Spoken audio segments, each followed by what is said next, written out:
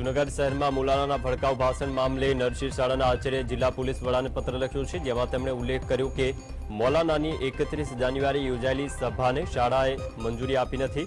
ઉલ્લેખનીય છે કે મૌલાના દ્વારા નરસિંહ શાળામાં આયોજિત સભામાં ભડકાઉ ભાષણ આપવામાં આવ્યું હતું અને તેનો વિડીયો વાયરલ થયા બાદ કાર્યવાહી કરવામાં આવી રહી છે।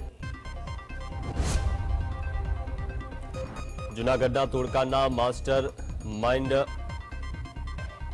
એબીસીપીઆઈ તરલ ભટ્ટને આજે ફરી સેશન કોર્ટમાં રજૂ કર્યું હતું, ત્યારે તેઓના 4 દિવસના રિમાન્ડ પૂર્ણ થતા એટીએસે તેનો વધુ રિમાન્ડની માંગ કરી શકે છે। બપોરે 4 વાગ્યાના અરસામાં તરલ ભટ્ટને એટીએસની જેમ જૂનાગઢ સેશન કોર્ટમાં રજૂ કરશે। તોડકાંડ કેસમાં પોલીસે તરલ ભટ્ટની કડક પૂછપરછ કરી છે, જેમાં 2 પેનડ્રાઈવ, લેપટોપ, 3 મોબાઈલ ક્યાં ગુમ કર્યા તે દિશામાં તપાસ શરૂ કરવામાં આવી છે। બાલાસિનોર નગરના રાજપુરી દરવાજા પાસે નિવૃત્ત સીપીઆરએફ જવાન પર સીઆરપીએફ જવાન પર હુમલો કરવાની ઘટના બની છે, જ્યાં બાલાસિનોર નગરમાં સોમા બુટલેગર દ્વારા બાદલા ગામના નિવૃત્ત સીઆરપીએફ જવાન પર બુટલેગરે પાવડા વડે હુમલો કર્યો, જેમાં નિવૃત્ત સીઆરપીએફ જવાન શાકભાજી લેતા સમયે બાઇક મૂકવા બાબતે બુટલેગર દ્વારા માથા અને મોઢાના ભાગે માર મારતા ગંભીર ઇજા પહોંચી હતી। તેમજ સોમા બુટલેગર દ્વારા સીઆરપીએફ જવાનને જાનથી મારી નાખવાની ધમકી પણ અપાઈ હતી। સુરતના પૂણા વિસ્તારમાં રહેતા 23 વર્ષીય જય ચમનભાઈ સાવરિયાનું હાર્ટ એટેકના કારણે મોત થયું છે। મૃતક જય ઓનલાઈન ડિઝાઇનિંગનો વ્યવસાય કરતો હતો, જેમાં રાત્રે તે સૂઈ ગયો અને જે બાદ જાગ્યો જ નહીં, જે બાદ તેને સારવાર અર્થે હોસ્પિટલ ખસેડાયો, જ્યાં તબીબે તેને મૃત જાહેર કર્યો।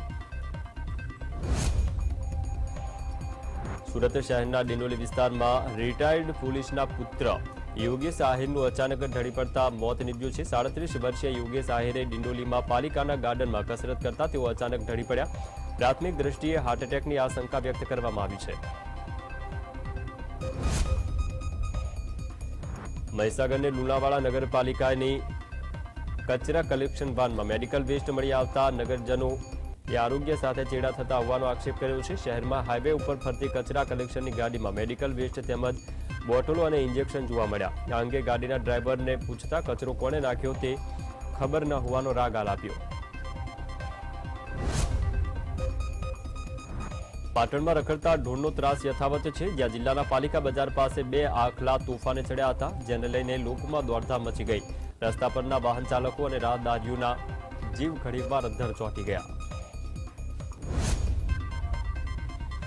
પાટણ નગરપાલિકાના ઢોર પકડ પાર્ટીના કર્મચારીઓની મનમાની તેમજ જો હુકમીના ભોગે સોસાયટીના રહીશો હેરાન છે।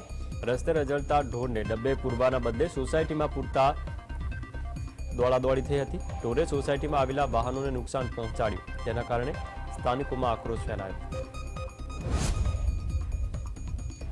પાટણ કારગિલ યુદ્ધ મામલે સૈનિકોની સહાયનો હિસાબ આપવામાં અસમર્થ 4 સભ્યોના આગોતરા જામીન કોર્ટે રદ કર્યા હતા। આ મામલે કેસની સુનાવણી હાથ ધરવામાં આવી। નોર્થ ગુજરાત મેડિકલ એસોસિએશને વર્ષ 1998માં 50 લાખનો ફાળો ઉઘરાવ્યા બાદ હિસાબ નહીં મળતા એક વકીલે કોર્ટમાં કેસ દાખલ કર્યો હતો। વલસાડ જિલ્લાના ઉમરગામમાં આદિવાસીની જગ્યામાં ડિમોલિશનની કામગીરી હાથ ધરવામાં આવી, જ્યાં જગ્યાના માલિકોમાં રોષ ફેલાયો। તાલુકાના વલવાડા ગામે 73 એની જગ્યામાં શરદ ભંગ મામલે રેલવે કોન્ટ્રાક્ટરને ભાડે અપાયેલી જગ્યાને બાંધકામ તોડી પાડવામાં આવ્યું। જિલ્લા કલેક્ટરના આદેશ બાદ તાલુકા વિકાસ અધિકારીએ ડિમોલિશનની કામગીરી હાથ ધરી। અમદાવાદ ગ્રામ્યના માંડલમાં થયેલા અંધાપા કાંડ મામલે ડોક્ટર સહિત મેડિકલ સ્ટાફ અને ટ્રસ્ટીઓ સહિત 11 નામજોગ ફરિયાદ દાખલ કરાઈ છે, જ્યાં સમગ્ર ઘટનામાં તમામ ભોગ બનનાર દર્દીઓ વતી સંયુક્ત ફરિયાદ કરવામાં આવી અને હાલ ફરિયાદ બાદ પોલીસે ડોક્ટરની ટીમ સહિત ટ્રસ્ટીઓને અટકાયત કરતા તપાસનો ધમધમાટ શરૂ કરાયો છે। અમરેલી જિલ્લાના રાજુલામાં ધોળિયા ડુંગર વિસ્તારમાં વિધર્મી યુવકે રાત્રે એક યુવતીનું અપહરણ કરતા પોલીસ મથકે લોકોના ટોળેટોળા ઉમટી પડ્યા હતા। ડીવાયએસપી હરેશ વોરાએ વિધર્મી યુવક સામે અપહરણનો ગુનો નોંધ્યો છે, તેમજ આ મામલે સોશિયલ મીડિયા મારફતે ખોટી અફવા ન ફેલાય અને બંને સમાજને શાંત રહેવાની અપીલ કરી। પોલીસ તંત્રએ 6 ટીમો બનાવીને અપહરણ કરતા વિધર્મી યુવકની શોધખોળ શરૂ કરી છે। રામ રાખે તેને કોણ ચાખે આ કહેવત સાર્થક થઈ છે, જે જામનગરના લાલપુર તાલુકાના ગુવાણા ગામે એક વાડીના બોરવેલમાં 2 વર્ષનું બાળક પડી જતા હાહાકાર મચ્યો। 15 થી 20 ફૂટ ઊંડા બોરમાં પડી ગયા બાદ 9 કલાકમાં બોરમાં ફસાઈ રહેલા રાજુએ આખરે જિંદગી અને મોત સામે જંગ જીતી અને સહી સલામત તેને બહાર કાઢવામાં તંત્રને સફળતા મળી. રાજ્યમાં નકલીનો રાફડો ફાટ્યો હોય તેમ લાગી રહ્યું છે. પહેલા નકલી પોલીસ, નકલી ધારાસભ્ય બાદ હવે નકલી બિનખેતીના હુકમની ઘટના સામે આવી છે. આણંદના કંકાપુરના અરજદારે 3 ફેઝ કનેક્શન મેળવવા MGVCLને અરજી કરી હતી, પરંતુ બિનખેતીનો હુકમ સિવાય વીજ જોડાણ મળે તેમ હતું નહીં, જેને લઈને અરજદાર અને MGVCLના અધિકારી અને ક્લાર્કે પૂર્વ કલેક્ટર DS ગઢવીની સહી સાથે હુકમ નંબર સાથે નકલી બિનખેતી હુકમ બનાવ્યો હતો.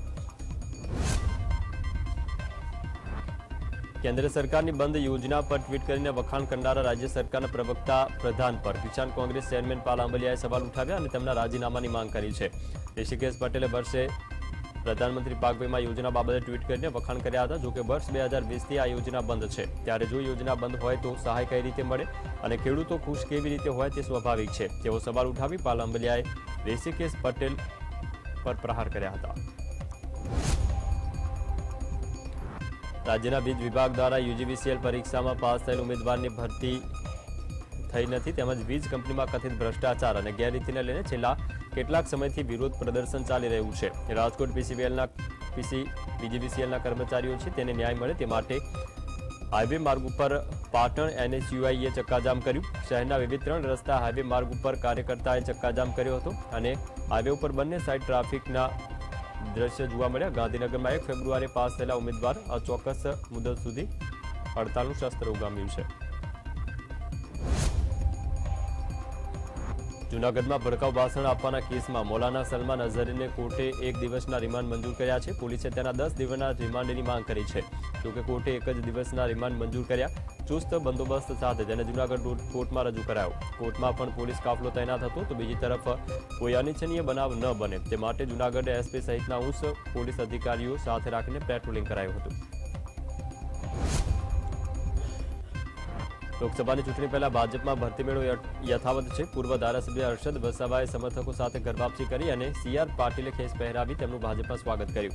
ભાજપમાં ભરતી મેળો થઈ રહ્યો છે, પરંતુ ઘણી વખત સમય નથી રચવાઈ રહ્યો. હરખ અને થનગનાટ સાથે આવેલા હર્ષદ વસાવા સહિત અન્ય મૂર્તિયાઓએ કમલમ પહોંચી 3 કલાક સુધી રાહ જોવી પડી, કેમ કે ભરતી મેળો નિયત સમય કરતાં 1.5 કલાક મોડો શરૂ થતા કાર્યકર્તાના ચહેરા પર હરખનું ડિહાઇડ્રેશન જોવા મળ્યું. દેવભૂમિ દ્વારકા જિલ્લાના ખંભાળિયા તાલુકાના ધરમપુર ગામે ગેરકાયદેસર દબાણો પર તંત્રએ બુલડોઝર ચલાવ્યું. 70 થી વધુ રહેણાંક મકાન તેમજ કોમર્શિયલ બાંધકામો તોડી પાડવામાં આવ્યા. બેડિયાવાડી વિસ્તારમાં ગેરકાયદેસર સ્ટ્રક્ચર પર તંત્રએ બુલડોઝર ફેરવી રસ્તો પહોળો કરવાની કાર્યવાહી કરી. ગ્રામ પંચાયત દ્વારા નોટિસ પાઠવ્યા બાદ ડિમોલિશનની કાર્યવાહી હાથ ધરવામાં આવી. જામનગરના બર્ધન ચોક નજીક ગેરકાયદેસર બાંધકામ તોડી પાડવામાં આવ્યા છે. મહાનગરપાલિકાના એસ્ટેટ શાખાએ કામગીરી કરી છે. શહેરના બર્ધન ચોક વિસ્તારમાં ગેરકાયદેસર ઊભી કરાયેલી 3 માળની કોમર્શિયલ ઇમારત અને ટાઉન પ્લાનિંગ શાખાએ યુસુફ મેમન નામના શખ્સને નોટિસ આપી હતી. તેમ છતાં શખ્સ દ્વારા આ બાંધકામ હટાવવામાં ન આવ્યું અને અંદાજિત 400 ફૂટની જગ્યામાં આશરે 1500 ફૂટ જેટલું બાંધકામ ગેરકાયદેસર રીતે ખડકી દેવામાં આવ્યું હતું. આ એસ્ટેટ વિભાગને જાણવા મળ્યું કે વહેલી સવારથી TPO શાખા, એસ્ટેટ વિભાગ, ફાયર વિભાગ તેમજ પોલીસ બંદોબસ્ત સાથે કામગીરી કરવામાં આવી અને આ બાંધકામ દૂર કરવાની તજવીજ હાથ ધરાઈ. સુરતના પલસાણાના હરિપુર પાટિયા પાસે અકસ્માતની ઘટના સામે આવી, જ્યાં છત્રાલ જંકશન પાસે શેરડી ભરેલું ટ્રેક્ટર નમી પડતા શેરડીની નીચે મજૂરો દટાયા હતા. આ ઘટનામાં એક વ્યક્તિનું મોત થયું છે અને હાલ કડોદરા પોલીસે આ અંગેની વધુ તપાસ હાથ ધરી છે.